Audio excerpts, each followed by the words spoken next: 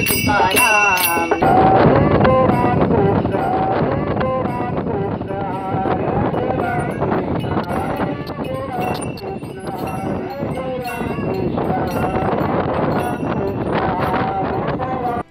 वारकरी संस्थेची आषाढी एकादशीची ही वारी 20 तारखेक गोयच्यान पंढरपूर वचपाक भायर सरिल्ली। शेनवारा वारीचो 12वो दीस।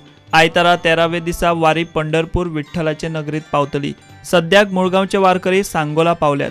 आता मेरेन वारकऱ्यांनी 326 किलोमीटर चलोन प्रवास केला।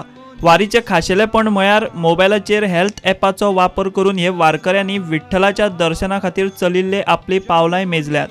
आता मेरेन वारकरी 4,86,096 पावलां चलत महाराष्ट्रातले सांगोला पावल्यात।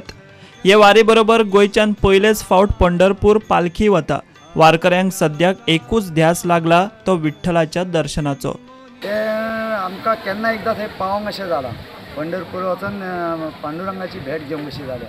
आमची वारी ही सक्सेस करपाक आमचे सगळे माऊलींनी भार घेतलेलो आसा।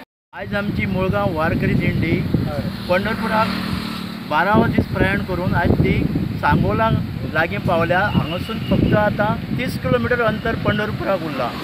प्रत्येकाक कसलीच दुखापत नासतना काय नासतना आमची वारी चलत आसा आणि आता विठूची पंढरी राहिली ना दूर अशी आमची गत जाल्यार सगळे उमेदीन मोठ्या हौशेन चल्ल्यात आणि उत्साह वाडलेलो आसा आणि आमी पंढरपुराक पावतल्या।